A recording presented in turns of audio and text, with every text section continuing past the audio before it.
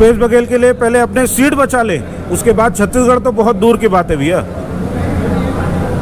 सिंह जी ने जितना काम किया है शायद कोई विधायक किया हो, बस यही था कि हमारे विधायक जी खुला। हेलो भाई, सलाम, नमस्ते, सत श्री अकाल, आदाब। मैं आप सबका लकी मिस्टर एलबेच और चुनावी सभा का इस सिलसिला में आज हमारे भाजपा केंद्रीय कार्यालय में हम लोग बैठे हैं, जहां पे हमारे कुछ वरिष्ठ लोग से बात करेंगे। रिकेश भैया के बारे में कुछ फीडबैक लेंगे, नेगेटिव और पॉजिटिव क्या सोच है उनके बारे में। तो आइए मिलते हैं हमारे वैसाई मिश्री महामंत्री हैं, उनसे कुछ इंटरव्यू लेते हैं। तो क्या कहना है भैया रिकेश सर के बारे में, दो शब्द बोलिए। रिकेश सेन जी हमारे एक लोकप्रिय प्रत्याशी हैं। भारतीय जनता पार्टी ने इनको अधिकृत प्रत्याशी बनाया हुआ है और बहुत सही निर्णय लिया है पार्टी ने। युवा हैं, ओजस्वी हैं, ऊर्जावान हैं, 5 बार के लगातार पार्षद अलग अलग 5 वार्डों से जीते हुए हैं। छवि भी इनकी अच्छी है, जनता के बीच में अच्छी पकड़ है।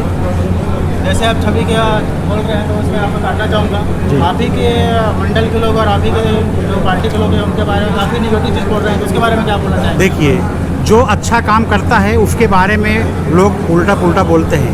हमारे देश के यशस्वी प्रधानमंत्री माननीय नरेंद्र मोदी जी इतने अच्छा काम कर रहे हैं, पूरे वर्ल्ड के लीडर हैं, आज वर्ल्ड लीडर। उसके बाद भी बोलने वाले तो उनको पूरा बोलते हैं, उसके बारे में क्या कहेंगे? बोलने वाले बोलते रहेंगे। आप ही के टीम के लोग बोल रहे हैं उनका टिकट का कैंसिल किया जाए, उसके बारे में क्या बोलना? नहीं, वो बोलने कुछ नहीं होता है। हमारी पार्टी जो निर्णय लेती है वो कभी बदलता नहीं है। पार्टी ने अगर इनको टिकट दिया है तो बहुत सोच समझ के दिया है, और हमसे बहुत विद्वान और योग्य लोग पार्टी में बैठे हुए हैं जो निर्णय लिए हैं, तो गलत निर्णय हो ही नहीं सकता। कितने भारी मतों से जाएंगे आप? देखिए, हमारा टारगेट प्रत्याशी हमारे 51,000 वोट से जीतने का टारगेट दिए हैं, और हम लोग भरसक प्रयास करेंगे कि 51,000 से कम ना हो, उससे ज़्यादा ही वोट से जीत इनको दिलाया जाए। ये हम लोगों का टारगेट है और हम लोग इसी विषय में काम कर रहे हैं। मैं आते आते एक जगह बैठा था, वहाँ पे सुन रहा था कि रिकेश भैया का व्यक्तिगत छवि बहुत खराब है, उसके बारे में क्या बोलना चाहिए? देखिए, हमारा जो विरोधी होगा, विरोधी तो हमारा विरोध करेगा और हमारे पार्टी के ऊपर आरोप लगाएगा, आरोप प्रत्यारोप तो चलेगा, ये कोई महत्व नहीं रखता है। क्योंकि जब नरेंद्र मोदी जैसे लीडर के ऊपर भी आरोप प्रत्यारोप और आलांच लग सकते हैं तो कोई बड़ा मैटर नहीं है, लगाएंगे लोग। और निराशा का परिचायक है जो आरोप लगा रहे हैं, निराशा। अभी मैं बैठा था एक जगह, वहाँ चर्चा चल रही थी, कांग्रेस के लोग बड़े असमंजस में हैं कि हम टिकट किसको दें इनके टक्कर में।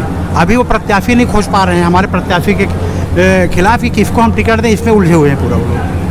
वैशाली नगर विधानसभा में जैसे कि हमारे लास्ट जो विधायक थे मसीन जी थे जी, मसीन जी ने कुछ भी कार्य नहीं किया, ऐसे लोगों का कहना है वैशाली नगर विधानसभा में। ये लोग भी उन्हीं के छत्र छाया में चलने वाले हैं। देखिए, लोगों की गलत सोच है। विद्यारतन भसीन जी ने जितना शारीरिक कुछ प्रॉब्लम था, स्वास्थ्य के कारण जनता से मिल कम पाते थे, लेकिन कार्य बहुत किए हैं। मैं तो बोलता हूँ उन्होंने विशेष कार्य किए हैं। कुछ कार्य हमारे सेफ हैं, उसको पूरा करेंगे रिकेश। ये रहे हमारे वैशाली नगर महामंत्री, मंडल के महामंत्री, काफ़ी अच्छा फंटास्टिक उनके बारे में बोले हैं। आइए और लोगों से मिलते हैं, जानकारी लेते हैं, उनके बारे में कुछ फीडबैक लेते हैं। बने रहिए हमारे साथ। तो इस इंटरव्यू के सिलसिले में हमारे जो बीजेपी भाजपा पार्टी के कार्यकर्ता और यूथ प्रचारक एंड जाने माने युवा नेता है, तो उनसे भी फीडबैक ले लेते हैं रिकेश भैया के बारे में, क्या कुछ कहना है सर? को मेरा जय श्री राम।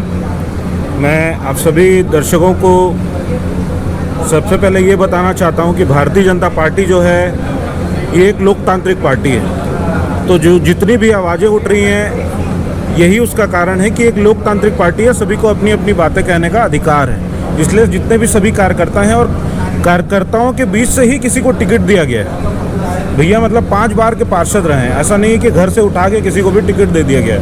उन्होंने 5 बार अपना विश्वसनीयता सिद्ध किया, पार्टी के वफादार रहे, इसलिए पार्टी ने उनको इस लायक समझा, इसलिए टिकट दिया है। और जो कार्यकर्ता कह रहे हैं, सभी कार्यकर्ता को कहने का अधिकार है। ये कोई कांग्रेस पार्टी नहीं है कि तानाशाह किसी को भी टिकट दे दे, कोई कुछ कह नहीं पाएगा। ये भारतीय जनता पार्टी है, यहाँ पे लोकतंत्र है। लेकिन जब किसी पार्टी ने किसी एक व्यक्ति को टिकट दे दिया, पार्टी का पहली पंक्ति में बैठा हुआ, चाहे जिलाध्यक्ष जी हो, चाहे अंतिम पंक्ति का कार्यकर्ता, सभी एक लय में, सभी का एक ही लक्ष्य कमल के फूल को खिलाना है। हम लोग व्यक्ति आधारित पार्टी नहीं है, कोई परिवार आधारित पार्टी नहीं है, हम लोग एक विचारधारा की पार्टी है। अच्छा, लास्ट टाइम मोदी जी आए थे तो बदलबो का नारा दिया गया है। वैसी विधानसभा जो वैशाली नगर विधानसभा है, उसमें कांग्रेस ऐसा कहना है कि कांग्रेस का एक गढ़ रहा है वैशाली नगर, है ना, हमेशा बीजेपी का गढ़ रहा है। तो इस बार ऐसे बोलने कि हम लोग कांग्रेस का गढ़ बनाएंगे, इसको उसके बारे में क्या बोला जाए? रिकेश भैया ने अपनी तरफ से 51,000 की लीड दी है। मैं तो एक कार्यकर्ता होने के नाते कहना चाहता हूँ, हमारी लीड कम से कम 71,000 की जाएगी। भैया, वैशाली नगर में कांग्रेस का गढ़ के साथ साथ यहाँ पे महादेव का भी गढ़ है। आज 7 जगह ईडी का छापा पड़ा है। भाजपा के राज में कभी नहीं हुआ ऐसा। महादेव के नाम को कलंकित करने का काम अगर किसी ने किया है तो कांग्रेस पार्टी ने किया है। महादेव जी तीसरा नेत्र खोल के कांग्रेस पार्टी को पूरी तरह से धराशायी कर देंगे।